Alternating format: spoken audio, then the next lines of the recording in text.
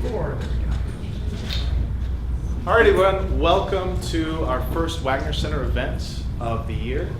This one is a particularly interesting event because it's first in a series of what we're calling the Digital Humanities Initiative. And that's a fancy term to say that we are going to try to encourage university scholars and students to consider using digital mediums for producing work and doing research.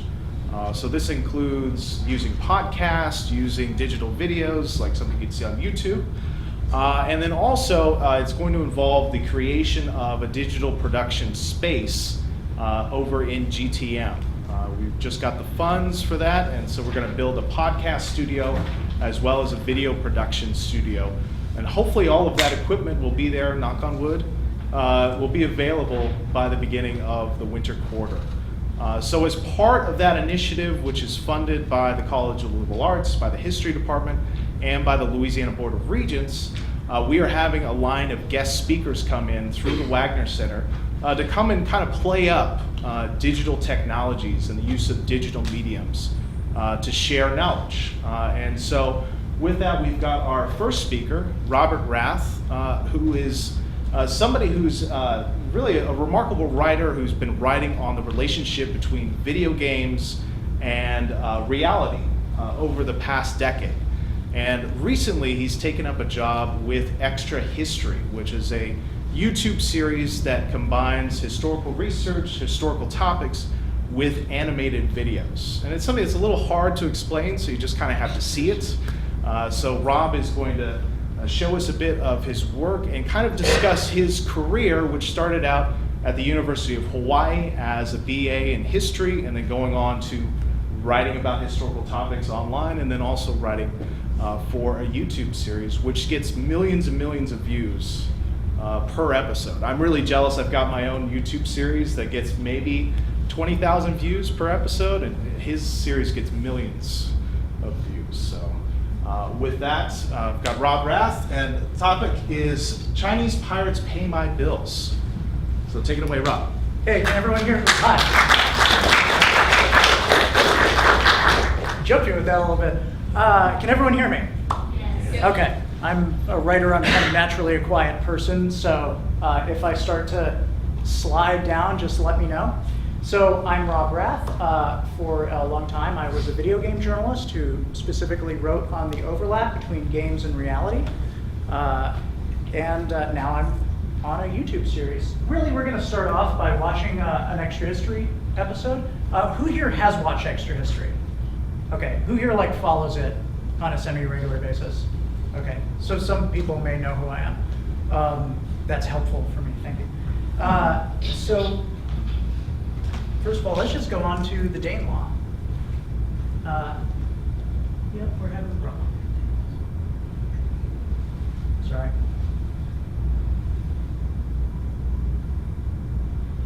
PowerPoint being terrible.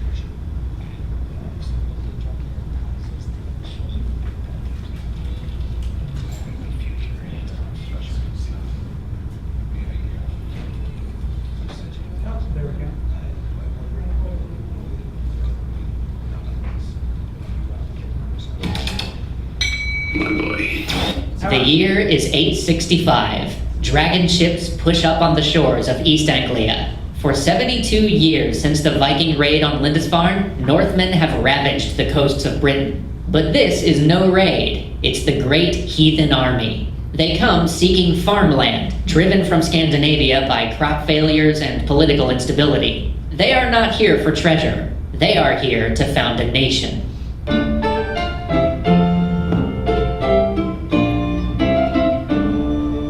This series is brought to you by a Total War saga, Thrones of Britannia, a new strategy game set during this time period.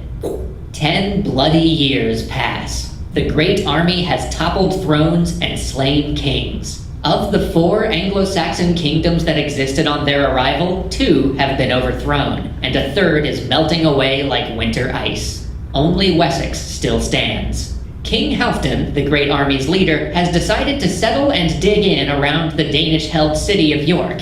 He had invaded Wessex 2 years before, but the young king, Alfred, had paid him a Danegeld, a tributary bribe, never to return. But the army's other king, Guthrum, had taken no Danegeld and made no vow, and Guthrum craved a kingdom of his own. He had also been watching this young king, Alfred, and knew his position was precarious. Halfdan had nearly finished him off. The Wessex military was based on a feared system, peasant militias, which took time to call up and would desert if held too long. That made Alfred slow to respond and weak during sieges. Alfred also had some pretty bad scouts. Guthrum's scouts, though, were skilled, very skilled. He sent them to scour Wessex, and they quickly found a way in. In midwinter, Guthrum's army slipped out of their base at Cambridge. They used back roads and low ground. Anyone who encountered them did not live to tell the story. Guthrum marched 170 miles into Wessex, straight to the town of Wareham, without raising a single alarm. The Vikings fell upon Wareham without warning, sacking it for provisions and holing up in its earthen fort. Guthrum hadn't marched all this way just to sack a town. Wareham was to be a beachhead. Once his allies marshaled their fleet, the largest since the Great Army first arrived, 120 dragon ships would come to join him. Alfred could see what Guthrum was up to, though. He raised the feared and bottled Wareham up in a siege, and that stalemate would continue for nearly a year. Guthrum's provisions drained, and Alfred's militia eventually started to trickle home, and those 120 dragon ships were still nowhere to be seen. Tiring of this, Alfred offered to negotiate. Guthrum accepted and went to haggle with this young king. Each sized the other up. "All right, here's the deal," said Alfred. "I will pay you this Danegeld if you march north and never return to Wessex." "Okay," said Guthrum. Okay, that was too easy. Alfred didn't buy it. "Swear it to me on these holy relics." "What, this box of bones? Yeah, okay, I swear, sure. And we'll also exchange high-ranking hostages, and I get to pick. I want them." You mean these possible rivals to my power? Sure, all yours, pal. And you have to swear to me on your arm ring, the one dedicated to Thor. That's not a thing, but whatever makes you happy, kid. Money and hostages changed hands, and Guthrum prepared to move out. Alfred celebrated. This Guthrum was a different kind of Dane, one he could work with. Halfdan had negotiated for a year before coming to terms, but this was solved within days. Perhaps God had finally begun to turn the hearts of these pagans. And it was right around that moment that Guthrum slaughtered his hostages, killed all of Alfred's horses, and rode hard west to take Exeter. Now he had a fresh fortress full of provisions and could hold out another year. The fleet could just as easily meet him at Exeter, and if it landed at Wareham as originally planned, well, then they would just snare Alfred between them. Alfred had, essentially, just paid Guthrum to move house. But the fleet still hadn't come. Months passed. Food dwindled. Warriors got restless. Being under siege for well over a year will start to wear anybody out. Alfred again offered to negotiate, and Guthrum agreed. "Still waiting on that giant Viking fleet?" Alfred asked. "No." "Maybe. Why?" "Because, turns out, it got lost in a fog, and it wrecked on the coast. It's gone. I guess you shouldn't have broken a vow sworn on holy relics, kid." This time, there was no haggling. Guthrum agreed to all Alfred's terms. He gave up hostages and took none. Then he crawled north into Mercia and settled down to plow, cowed and reformed. A new man. Months passed until 12th night, 877. The court of Wessex was feasting. Botching things with Guthrum had frayed Alfred's reputation with the nobles, and to help mend the rift, he had gathered the court at Chippenham to renew their oaths. 12 nights of Christmas toasts and merriment, a celebration of surviving another year. The king raised a cup, and then stopped. There was a disturbance outside the hall. A drunken quarrel, maybe? New guests? Suddenly, the door was kicked open, and "Oh hey, what up, y'all? It's Guthrum!" It was a masterstroke.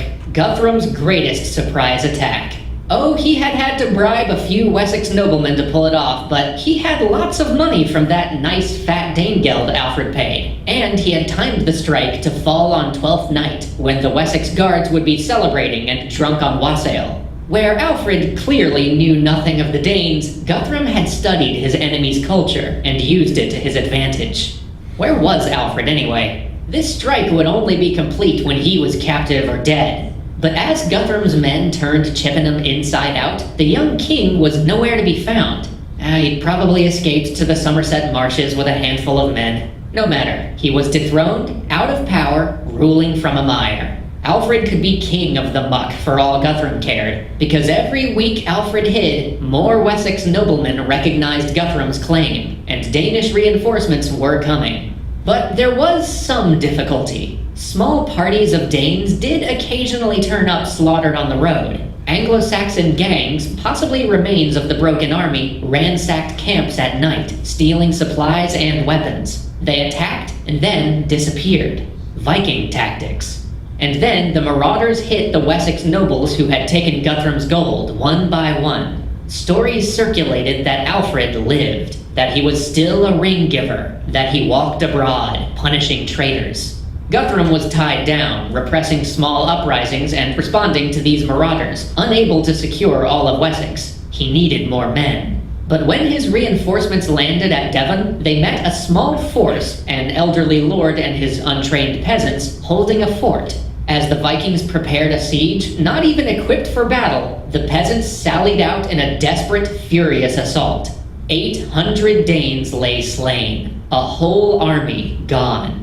It was almost a relief when Guthrum then heard reports of Alfred gathering an army at Egbert's Stone. Finally, the Ghost King shows himself. Time to banish him. The armies met at Eddington. The Wessex men advanced, shouting prayers to the Virgin, St. Cuthbert, and the rest of their weird Christian gods. The armies exchanged a rain of insults, and then one of spears. Shield walls met with the sound of a ship's keel striking rocks. The shoving began. Spears probed and struck like viper heads. The Danish line bowed inward. Alfred had numbers on his side, and desperation as well. The Danes could always settle in the conquered lands back east if things went bad, but these Anglo-Saxon men of Wessex had nowhere to retreat to. The Danes broke, cut down as they fled. Guthrum himself rode for Chippenham with a small party, slamming the gates behind him. Once again, a siege, but this time the Danes didn't have the food, the men, or the heart.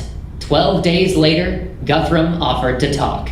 Alfred set the terms. Guthrum must march for East Anglia and never return. For real this time, and no Danegeld. Further, Guthrum must accept Christian baptism. Alfred would be his godfather. With his life thus rededicated to God, Guthrum would rule East Anglia as a friend of Wessex. Guthrum agreed. After all, maybe there was something to this Christian god that had wrecked his fleet. It seemed to be working for Alfred anyway. Plus, Guthrum already worshipped a lot of gods, so sure, throw one more on the pile. At the baptismal, Alfred himself pushed Guthrum's head into the font and gave him his new Christian name, Edelston. A 12-day feast followed, a symbolic reminder of when Guthrum ruined Christmas. Alfred showered his nobles with gifts, a ring giver once more. Guthrum sat in his stained baptismal robes, accepting Alfred's gifts like just another Wessex thane. Then he limped back to East Anglia to secure his previous conquests and rule the kingdom of Guthrum. And, surprisingly, it appears he kept the treaty. Whether due to religious conversion, pragmatic statecraft, or just not wanting to tangle with Alfred again, Guthrum opted out of future attempts to conquer Wessex. He ministered his own realm, minting coins printed with his Christian name, Alfred's one friend in Danish territory. And with that continued peace came another treaty, the Treaty of Alfred and Guthrum, laying out a political boundary between Wessex and the Danish-controlled kingdoms, a land where Danes ruled and their laws held sway, the Danelaw. Guthrum had his kingdom, and though it would last less than a century, it would change England forever. This video is brought to you by Thrones of Britannia, a strategy game that combines huge real-time battles with a deep sandbox campaign.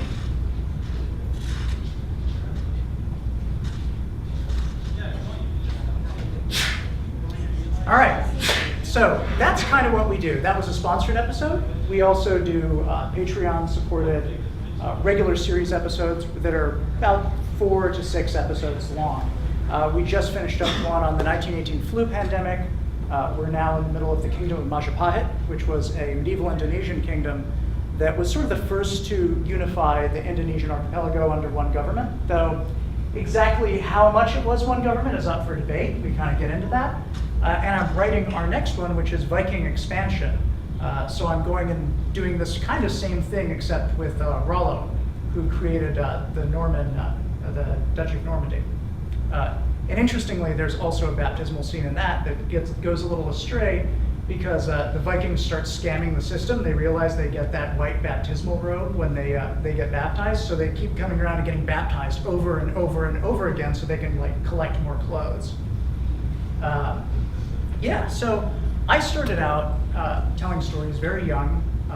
In high school, I joined a playwriting program that was through a local theater company. I kind of loved to play with action figures as a kid because I could make up stories about them. I wasn't so interested in pushing trucks around. I always wanted to know the story and tell the story. And I went here, the University of Hawaii. It's quite a nice place to go to college. It was my hometown university. You see extremely beautiful, wonderful beaches. I just want to show you the view I had absolutely every day. That's Hamilton Library. I spent basically all of my time there. I just put this in because I really want to encourage you that as students, you have access to probably the best library resources you will ever have. And just going to that archive can do so much for you.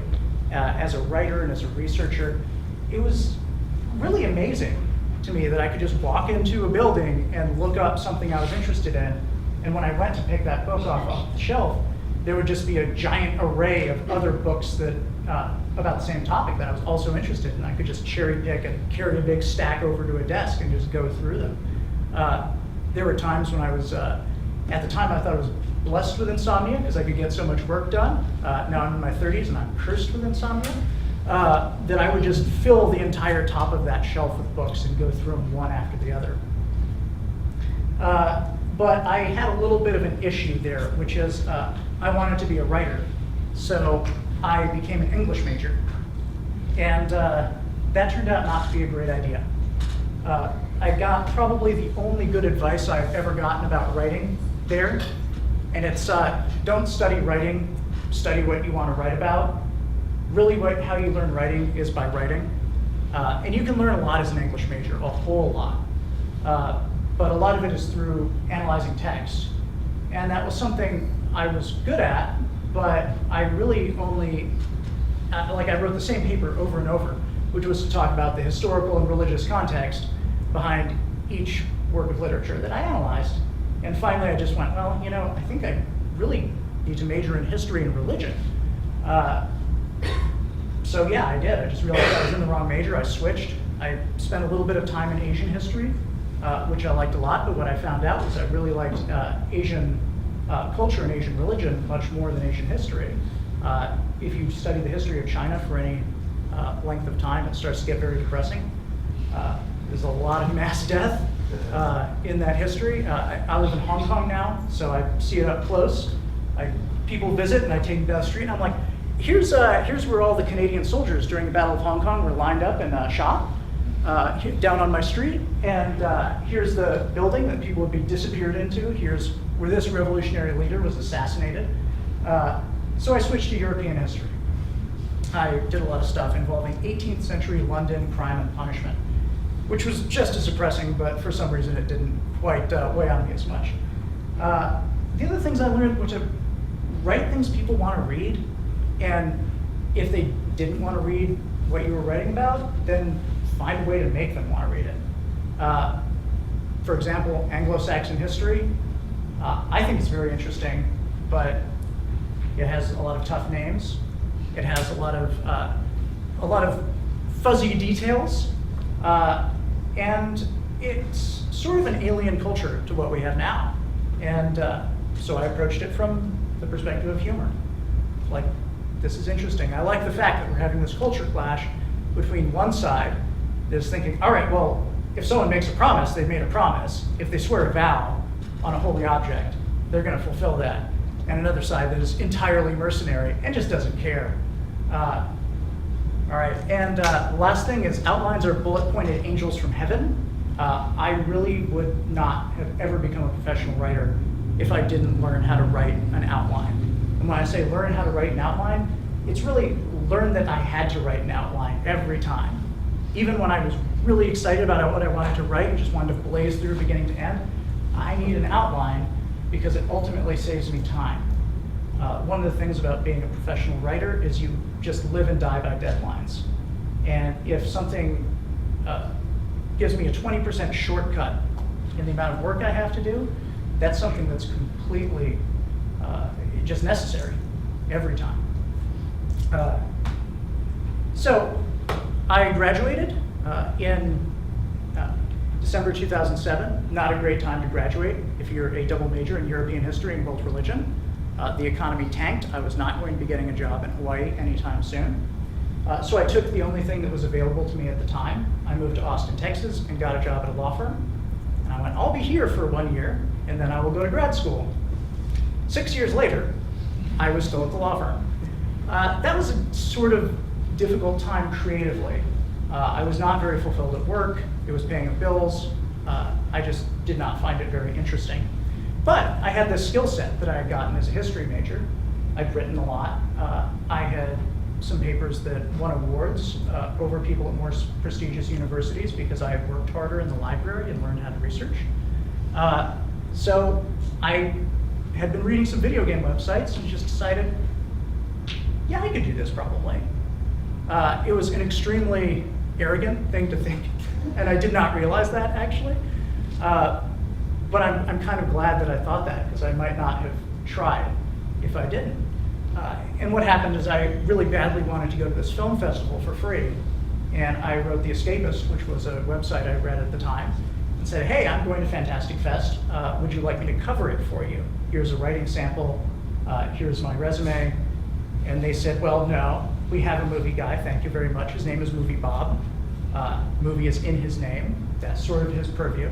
But there's this independent game festival there also. Why don't you go cover that for us? And I liked games. I wasn't that interested in them, in writing about them. But I went, I mean, okay, if you'll pay me to go to this festival for free and play a bunch of video games, I'll do that. So I did. And I liked it a lot. And I found it really interesting. It was a whole area that I'd never really thought about critically before. And the editor said, hey, this is really great. Do you want to do another one? I mean, sure. She said, what would you like to do it on? I don't know. They banned Ghost Recon Advanced Warfighter 2 in Juarez because it was a little too much like the Cartel War. I've always thought that was kind of weird and interesting. She went, great, go write that. All right. A year later, I've published, I think, about 25 articles with them. Oh, no, that's too many. Maybe about 15. And I got a regular column called Critical Intel. Critical Intel was a way for me to examine how games in the real world intersected, whether that was how the Department of Defense used games for training, for treating troops with post-traumatic stress disorder, reviewing how history games treated their subject matter, not just whether they were right or not, but what kind of things that they were trying to convey with the mechanics.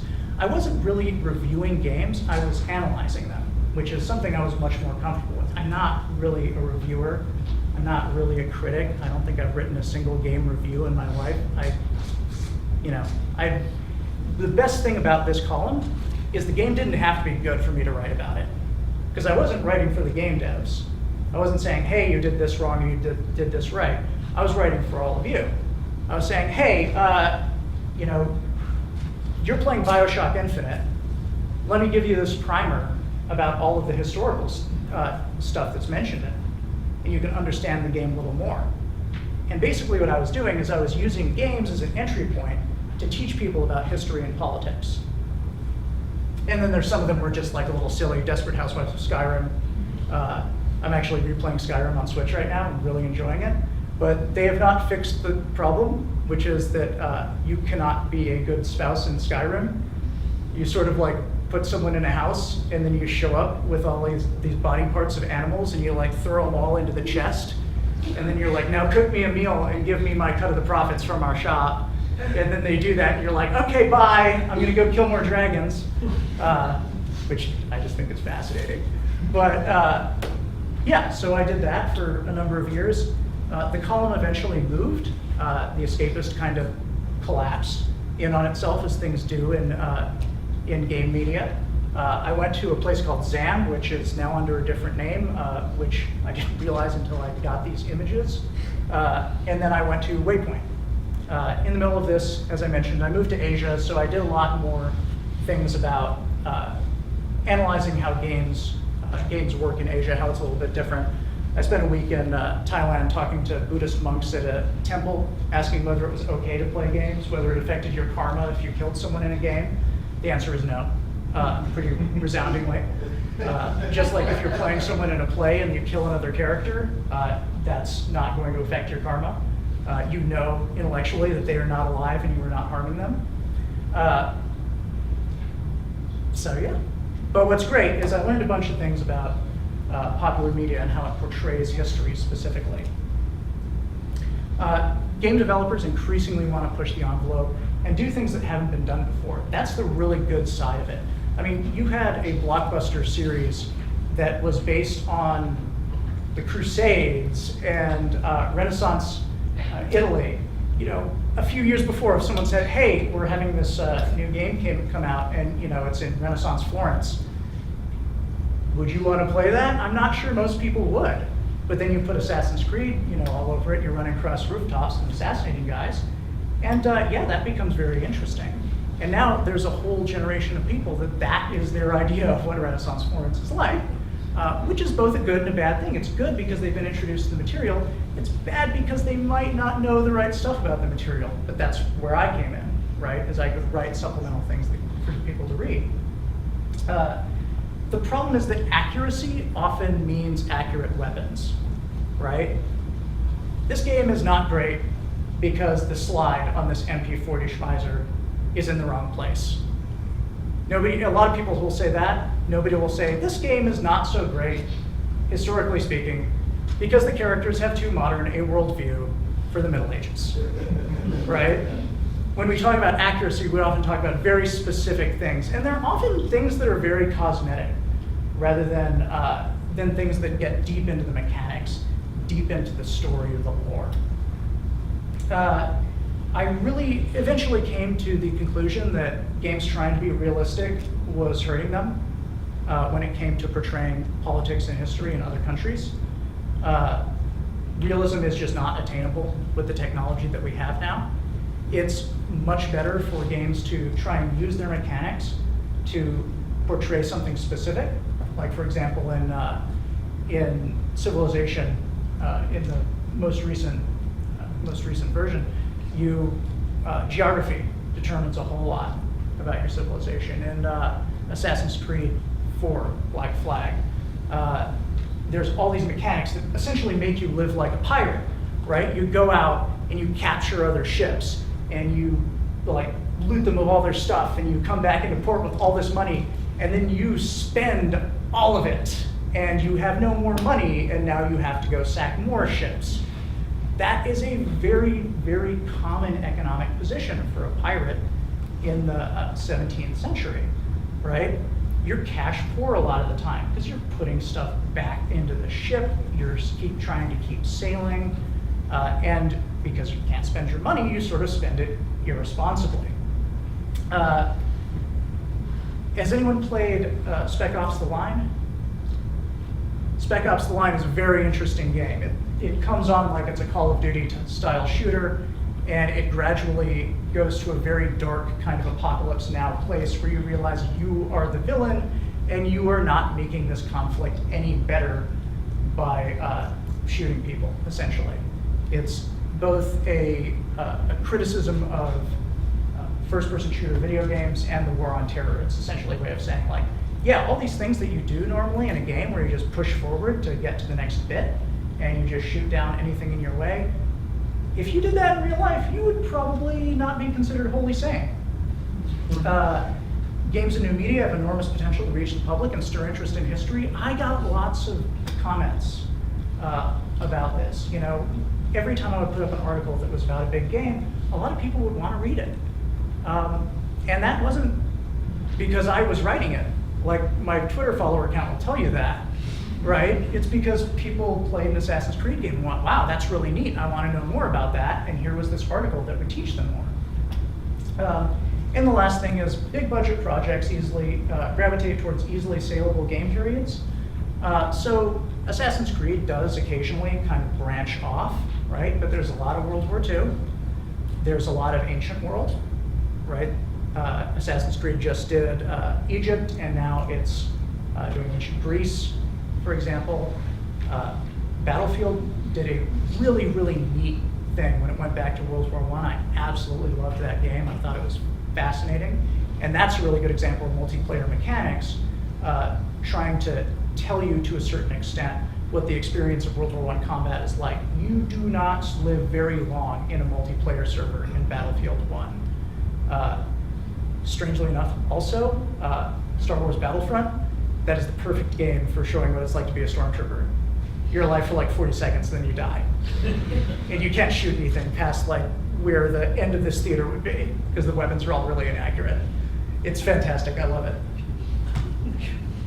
So, I had done all this writing about history and new media, and I started to work a little bit with Extra History.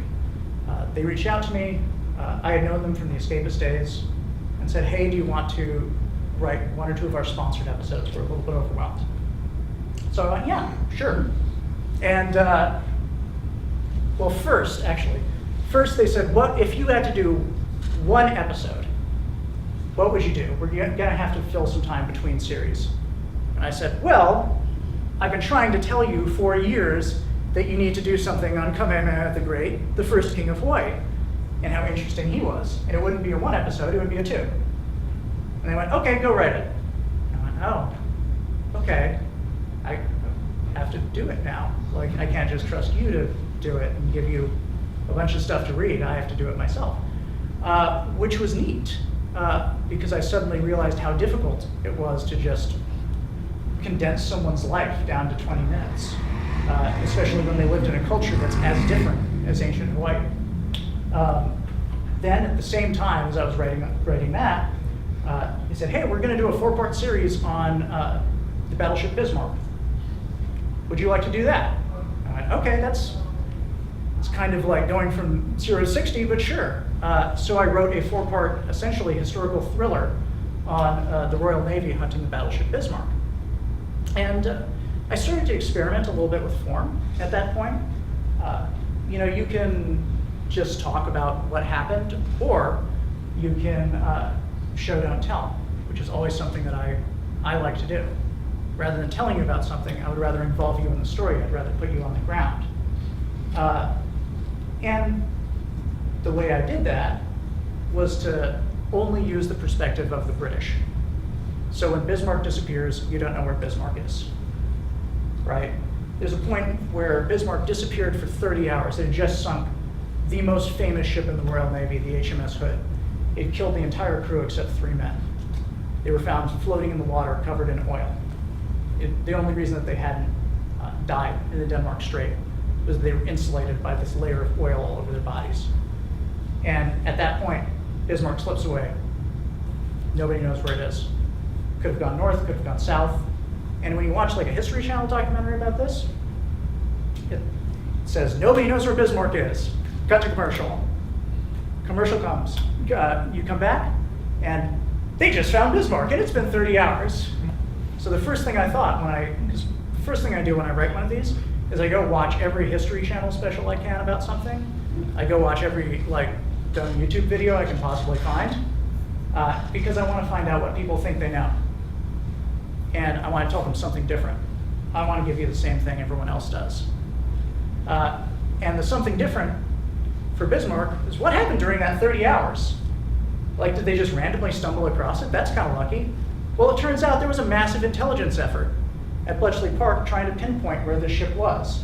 And they were triangulating signals traffic that they couldn't decipher from the middle of the Atlantic And the real heroes are these women that are working there, who are all German speakers, who are just going through massive amounts of German signals traffic that's being intercepted and decoded. So we showed you all that. That's almost the entire third episode. And that kind of became my hallmark for how to approach this series, is what do people already know? What can I tell them different? That sometimes is difficult with certain topics. We did an episode on Battle of Thermopylae and the Spartans.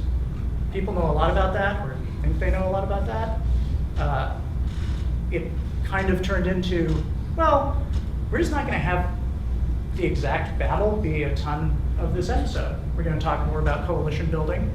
We're going to talk more about the really strange alliance between Athens and Sparta. We're going to talk more about how this shaped how the West saw itself and how it partially created this perceived dichotomy between East and West and two forces that are opposed to each other. Because Herodotus, when he wrote about Thermopylae, very much helped create that idea. So about 6 months ago, I took on the series as head writer. Basically, from this point forward, I'm going to be doing all the scripts for it. Before, I was just doing something here and there. And I started to look at how I was going to change the series a little bit, which is always a tricky question, right? It was a beloved series. It had 1.5 million subscribers. And I had done enough work for the channel that I knew that my style worked with their style, or my tweaks to their style worked. So I wanted to basically mainline. So there were a bunch of things I could do. I could try different modes of storytelling. Frequently, when I write or I deal with writers, the first thing I say when we're developing a new topic is, what kind of a series is this? And by that I mean, what genre? What kind of feeling are we going to give the audience, right? Is this a thriller, like Bismarck? I also did a Cuban Missile Crisis series. That was also a thriller, but it was a political thriller. It was not a military thriller. I like thrillers a lot. So we had a medical mystery, Pellagra. We recently did, like I said, the flu pandemic. That was more of a horror story, a medical horror story, because we're doing it from the perspective of the doctors who have absolutely no idea what's going on and what's causing this.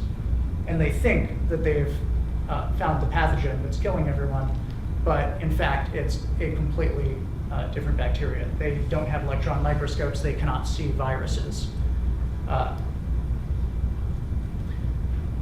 I can't ever change what has made extra history, which is making history fun to watch. We use engagement techniques of games, of historical fiction, of podcasting to engage and educate people. And we tell stories in a way that makes people want to listen. Now, there were other things that I could change a little bit, because I have a little bit of a different background, I have a different education. University of Hawaii was a little early to the world history revolution. We were just talking about this the other day. And did any of you take AP World History? Okay, you probably had a textbook called Traditions and Encounters, or if 100 level history, you might have had that as well. My professors wrote that from University of Hawaii, because it's sort of bizarre. It's this little island in the Pacific, but it's producing all of these works that people are still reading through the East-West Center. On Majapahit, I'm now reading a book that came out of the University of Hawaii East-West Center. So one thing I want to do is more emphasis on the Pacific oceanic trade, how cultures encounter and change each other. One thing that I thought was a little bit missing from the series when I took over is that there were not a lot of connections between different stories, right? When we're talking about ancient Rome, we're not really talking about trade routes. When we talk about China, we're not often talking about Korea. I also want to bring the audience the character's point of view. I just talked about that a little bit. Basically, for a lot of things, I want you to know what the characters are knowing, and I want you to get in their state of mind to a certain extent. That isn't necessarily the episode I showed you. I didn't want to like go for like a hardcore thriller that had a cliffhanger. I wanted to follow something kind of funny and silly. I didn't want to be like, hey, 3 to 6% of the global population died of the flu. Now it's time for my lecture. So if you watch some other videos on the channel, you'll see something that's a little more like that.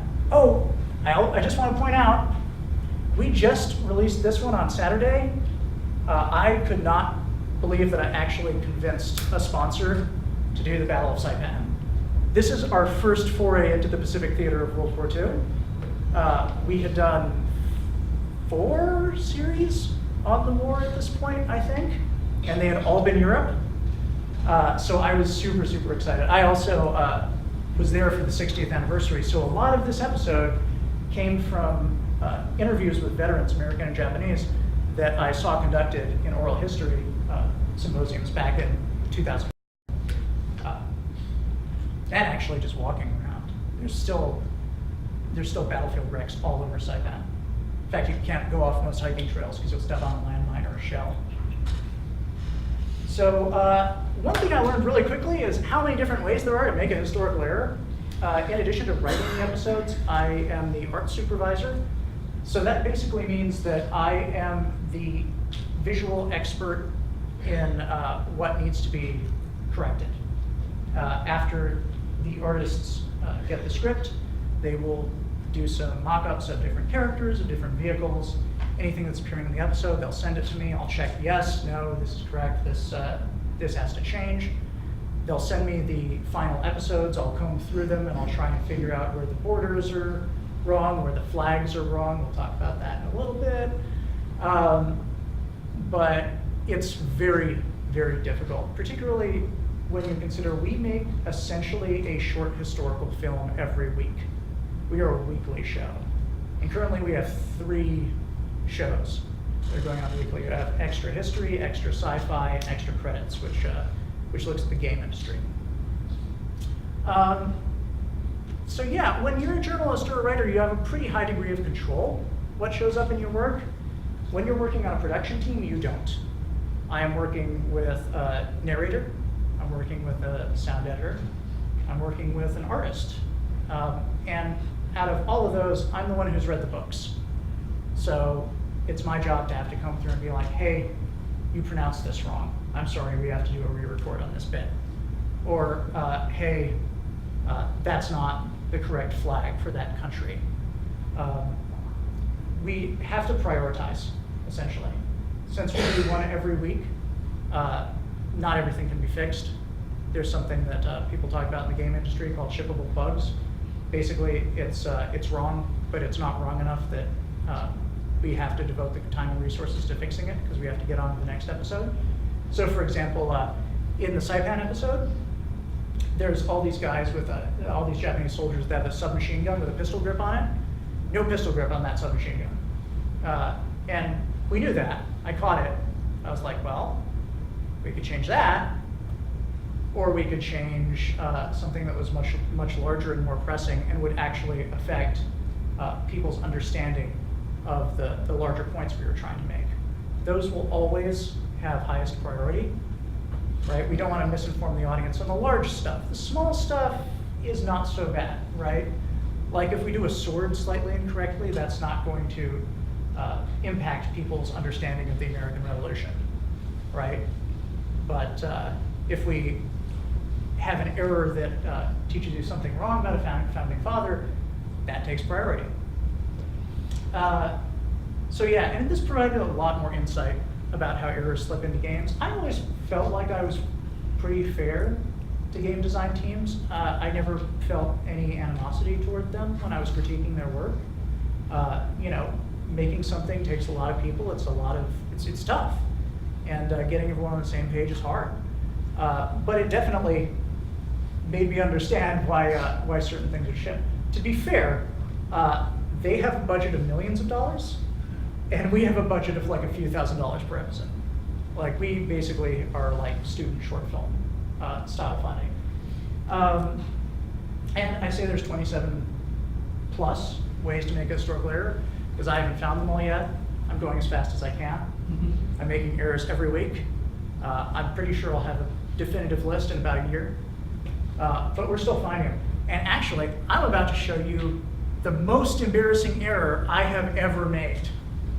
Literally the error that when it was pointed out to me, I crawled into my bed and cried into a pillow because I was so frustrated that this is not only in the episode, but in not one, not two, but 3 episodes that were already uploaded and could not be changed. So I just want to see if you can spot what it is. So that's Erich Ludendorff, one of the most famous German generals of World War I, standing in front of the flag of Yemen. The Imperial German flag is black, white, red.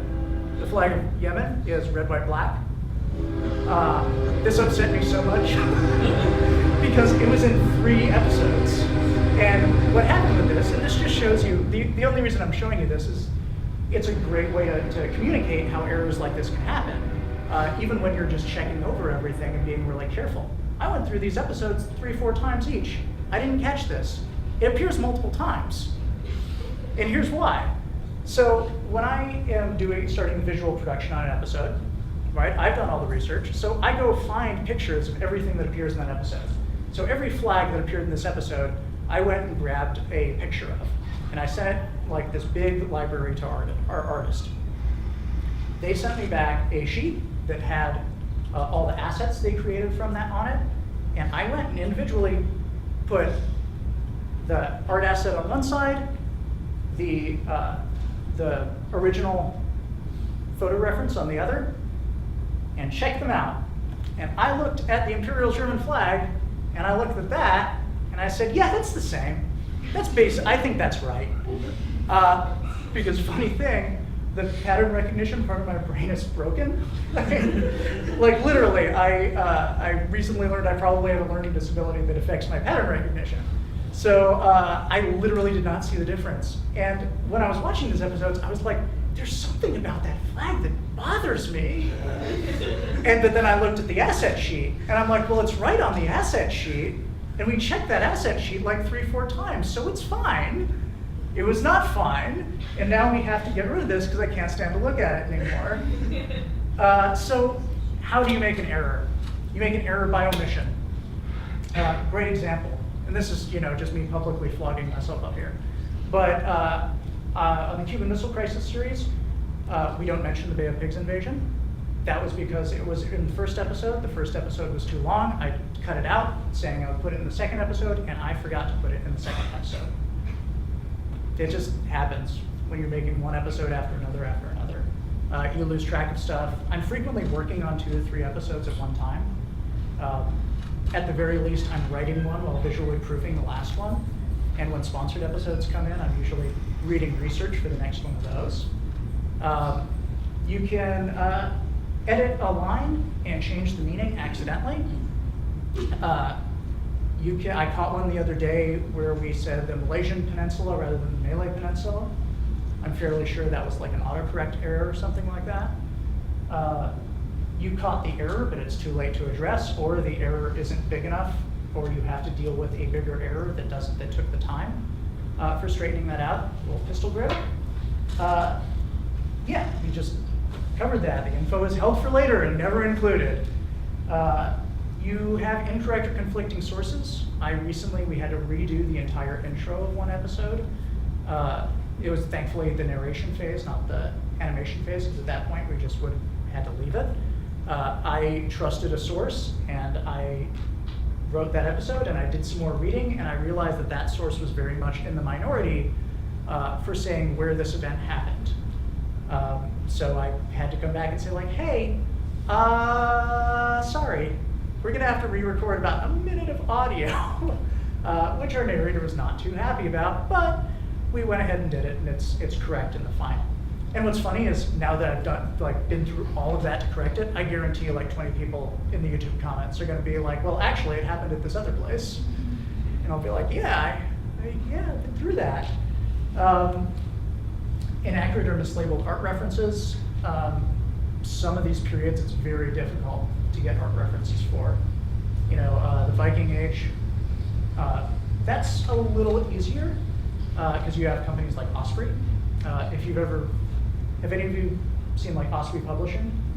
They make these amazing like little chapbooks. It'll be like Japanese soldier 1931 to 1945, and it'll just be all of the uniforms, all of the equipment.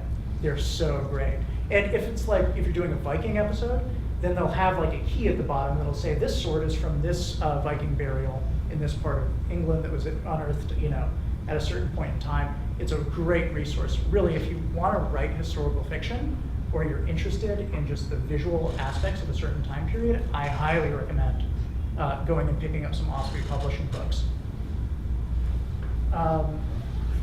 Remove context from editing for length. The average episode script is between about 1,400 and 1,600 words. We can go up to 1,700, but we really try not to.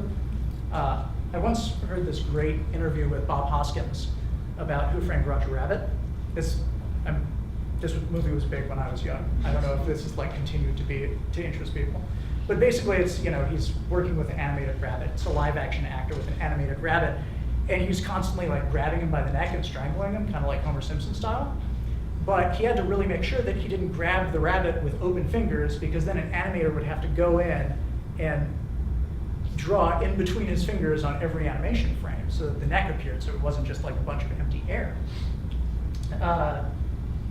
And I've basically had to learn to write in a style that respects our animators, and one of those things is to just make sure that I don't turn in too long an episode, because it's very cheap for me to add 50 words. It's very expensive for them to spend several more hours creating art for those 50 words, right? We have often 200 to 300 drawings per episode. That's an enormous amount to produce. So I remove a lot in scripts, and sometimes I'll accidentally remove some context, or I'll think, well, we'll get to it later, and we don't get to it. Budget or time constraints. We don't have a budget constraint mostly because we have a pretty steady budget. We know what each episode is going to cost. We know the people who are going to work on it. We have a time constraint. We're a weekly show. So often I'll just not have time to get to certain things, unfortunately. And maps and flags. Let's talk about maps and flags. Here's the thing. I am from Hawaii. I lived in Austin, Texas. I now live in Hong Kong. There's a lot of the world I'm not that familiar with, even traveling as much as I have living in Asia. So a line on a map doesn't really mean a whole lot to me if it's, say, in Eastern Europe. Someone watching our show who is from where that line is, it matters a lot to them. And flags just change a lot. It's kind of shocking, actually, how many. You go like Google flags of France and just see how many come up. It's often quite difficult to pin down. And then you get into things like during the flu pandemic, I was like, oh, we're going to put up the flag of the Soviet Union, right? Because we're talking about the communist revolution. So the flag that they were actually using at that time in 1918 is not something that anyone would recognize as the Soviet flag, ever. It looks just completely wrong. And if we put it up, it would completely confuse people because it's only going to be up for 2 seconds. So we're like, okay, we're going to use a wrong flag. We're going to use the later one that people can more easily identify as a Soviet flag. But yeah, you will always be caught, always, on flags and maps. Because, the good part of having a global audience is the community is very nice.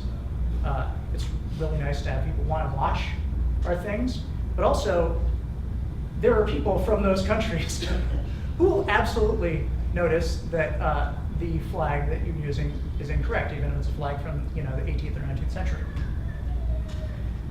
So we have this episode at the end of every main series called Lies, and basically it's a direct-to-camera confessional where we admit all of our mistakes, and I try not to throw up before or afterward, because that is it's tough to get on camera and just be like, hey, here's all the times I messed up. We're just going to go through them in a line and talk about what a bad job I did, But it's fair, and we don't want to We don't want to teach people something that's not correct.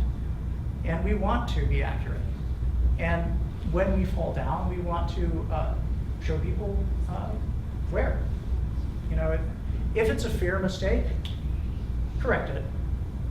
You know, that's just the honest thing to do, even when it's hard. Yeah, just be vigilant. Try and catch stuff. Don't beat yourself up when you miss things, because mistakes happen, and you know, you just have to get up and do it again. It's you can't let fear of mistakes stop you from making things. It's something that I've continually had to learn, because I'm someone who likes to be really, really accurate, and it's been tough to like let go of the fact that I'm just going to make mistakes.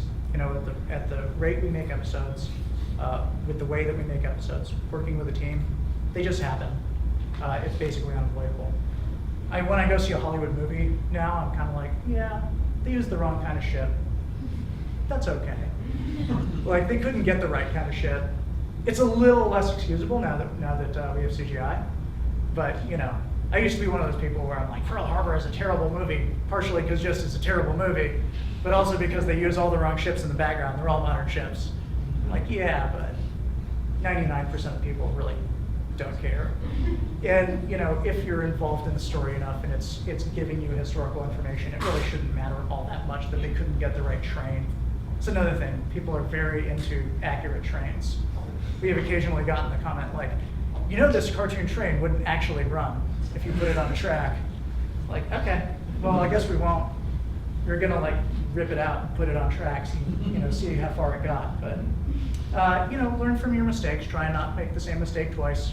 You still will. That just happens. You know, you're dealing with a lot of stuff when you make something like this. I'm sure there will be another flag mistake. I don't think there will ever be another upside down flag mistake. I'm pretty sure I learned that one very, very well by reading, I think it was probably around 200 comments of like, your flag is the flag of Yemen because it's upside down. So I'm definitely not going to make that mistake with the Imperial German flag. I deeply apologize, by the way, if any of you were born in the Imperial German Empire that hasn't existed since 1919. And remember what is and isn't a mistake. You know, in the Saipan episode, I claim that Saipan is one of the most crucial battles of the Pacific War. I genuinely believe that. I'm prepared to argue that. I will talk about that in the second episode. It's where we got the airstrips to carry out strategic and nuclear bombing of Japan.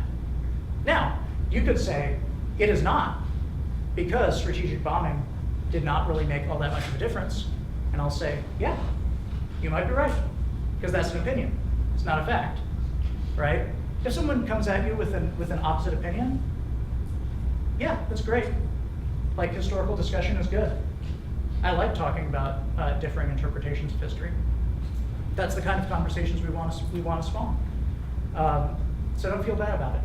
But just remember what is actually a mistake and what is you have an opinion about something and someone else has a different opinion about something, right? So my message to you would be go forth and make stuff. You can do this too. I didn't really think that I could until I did it.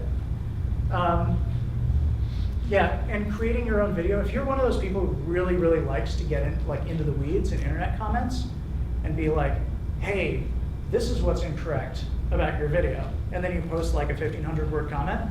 First of all, I love you because that's neat. It's cool that you're that engaged in our series. But you know, with all that effort, you could have made your own thing. I was that person. I was that person who's just like, hey, I just want to straighten everyone out about the Holy Roman Empire right now because this article has like a little bit of an issue, or it's not wrong, but it maybe doesn't tell the whole story, which is right, which is a whole other kind of comment. But you know what? If you're doing that, you could probably get paid for writing about history. So maybe try that out. Like, I just think people should go for it. You know, you'll have a lot of fun. Even if you don't wind up doing it for a career. The best time to start writing is 10 years ago. The second best time is now. You know, writing is like anything else. It's like running, any type of exercise. It's like sports. You just practice, you get better at it. Learn to look critically at your own work. It's very, very difficult. It's something that everyone struggles with, no matter how experienced they are. Find other friends that want to be writers. Yeah, talk to them. Have them critique your work. Don't get mad at them, they're helping you. If they find things that are incorrect, things that can work better, surgeons hurt you to help you. And that's what an editor does. Even if what you do is terrible, you're gonna learn a lot. I did a whole lot of terrible writing. I have like a half-finished historical novel that I wrote when I was a junior in college. I actually got grants to go research it in the UK. And, thankfully, I used that research for my thesis, so it didn't go to waste. But I learned a ton from writing that book. If I had not failed at writing that book, I would not be writing extra history now. Yeah, and write the story that you want to read. Again, if you're the internet comment person, you can probably be paid for doing what you're doing for free. And you'll have a lot more fun doing it, and you'll have a lot bigger audience. Just if you have an opinion that you think is not being spoken, you're the one to speak it.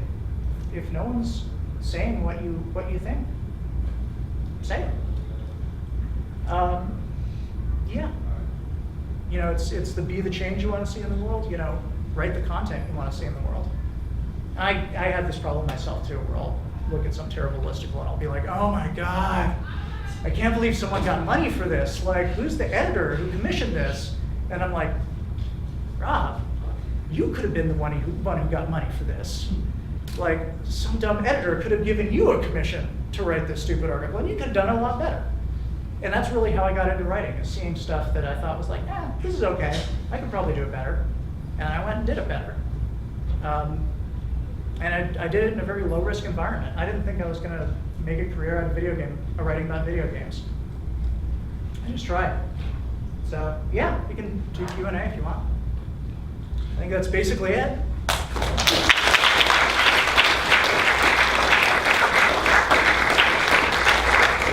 Well, unfortunately, we just run over time. Do we have any quick questions here?